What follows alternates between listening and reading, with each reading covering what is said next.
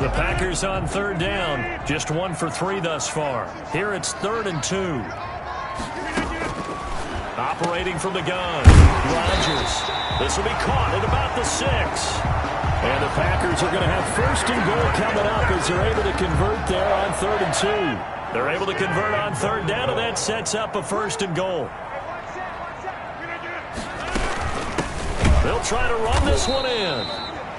And this time they were ready for him as they'll stop him right at the line of scrimmage. Call it a loss of 2 on the play. And that'll bring up a 2nd and goal. Well, I have to think that the wheels are really spinning in their play caller's mind now. They had a little setback there on 1st down. They'll have 3 more shots if that's what it takes, because they've got to take field goals out of their thought process. They need a touchdown and a conversion to tie this game.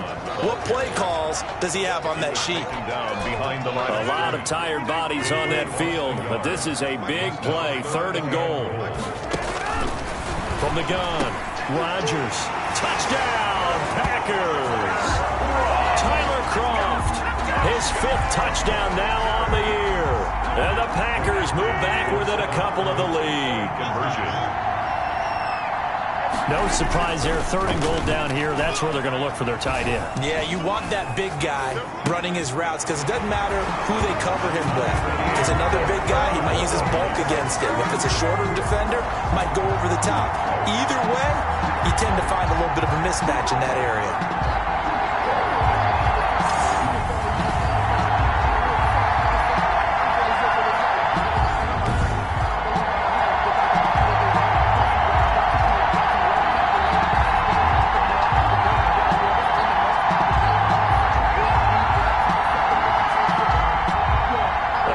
Teams locked into a good one here. 21 all the score as the kick's away. Here's Richie James on the return. And he'll be stopped up at the 25. Take over 1st and 10 at their own 25-yard line. The 49er offense, they're coming back out onto the field, and we're going to give you a look at the playoff picture now into the weekend in the NFC. As of this moment, as pretty much everyone knows, they sit alone in that top spot, but nothing is guaranteed. They haven't even clinched the playoffs, so a good start, but a long way to go. And you know, a blunt veteran inside their locker room has stood up at one point or another and said, you know all this means nothing so far. We've got to cover this, get it done. What do we want to be? It's like winning a title in August, right, in preseason. Doesn't count. Let's go ahead and get this thing done.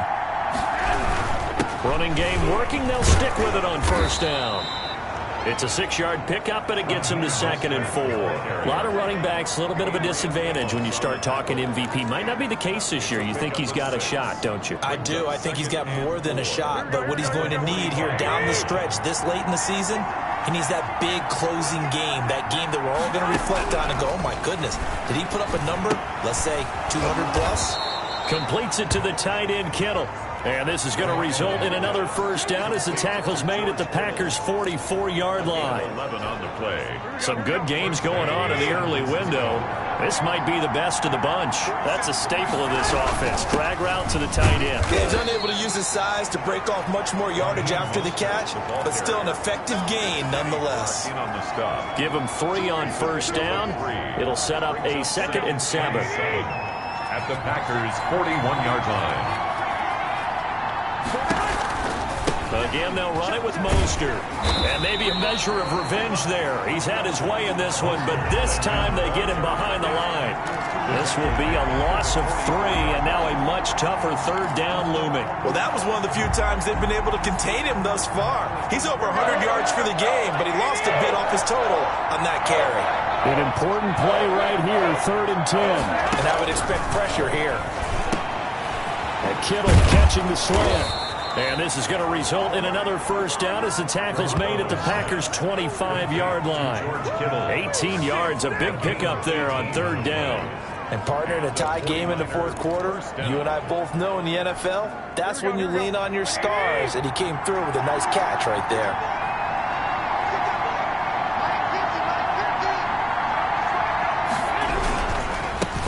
first down. Kyle. And not much of a hole there as he gets it down to about the 24-yard line.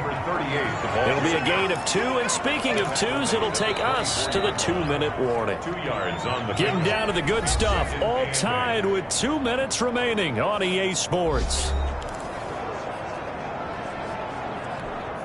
So it's 49er football here as we get you reset. They face a second down, but they are in field goal range. They go back to the ground, this time Mostert. And they'll get him down right about the 20. Give him 3 on the run there. Now they're looking at a 3rd and about 5. I like the call there because that was one to take time off the clock and get them closer to getting out of here with a W. In the mind of the play caller, all you want to hear is tick, tick, tick.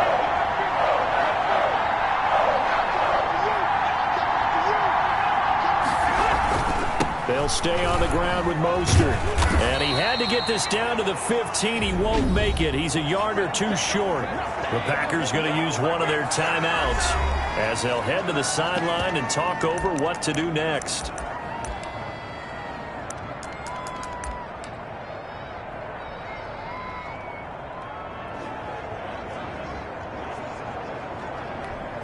Tie game, 4th quarter, and they're going for this thing on 4th down.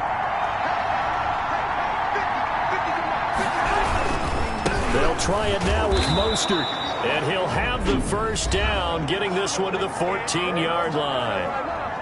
Now the Packers going to go ahead and use the second of their timeouts, and they'll be disappointed to have to burn one there after giving up the first down.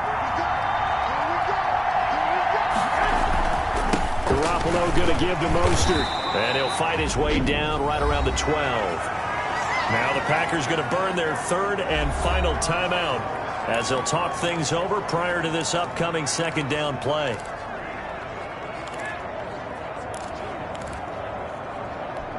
Here we go.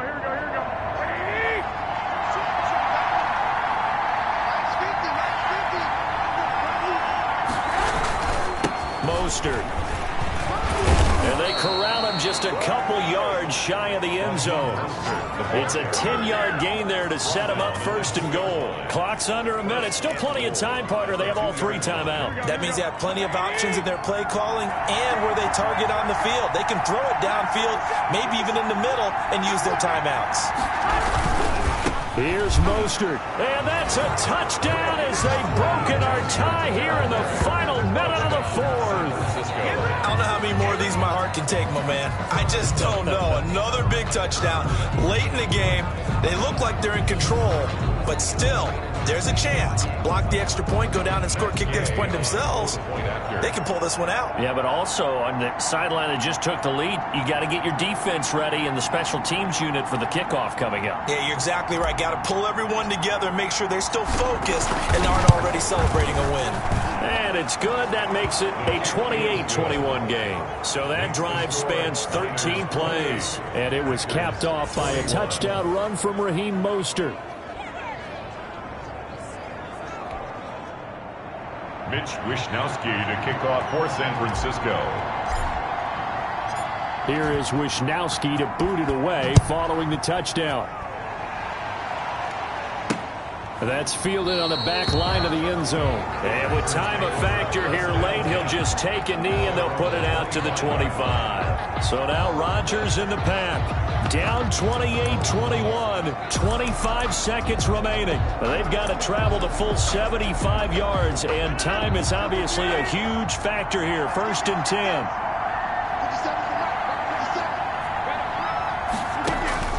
Back to throw, Rodgers. Now he'll dump it underneath to his running back, complete. And he takes this up to the 40-yard line before being corralled. They may want to go back to that one. First play of the drive, good for 15 and a first down.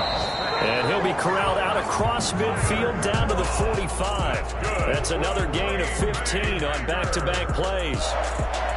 Well, going into the final play of this game, they knew that they needed some type of a miracle there at the very end, but they couldn't get it done. However, we were treated to really a spectacular affair. Even though they didn't finish it off, you're exactly right. They took us down to the last play. We're still, you're wondering, could it happen? Possibly, even though we both knew it was a long shot. So for San Francisco, the win pushes their record now to 11-2 on the year. And they'll get another road date next week as their opponents will be the Seattle Seahawks. Meanwhile, for the Packers, it's a potentially fatal blow to their playoff chances as they drop to 6-7 on the year. And they'll be off to Minneapolis next week for a look at new U.S. Bank Stadium.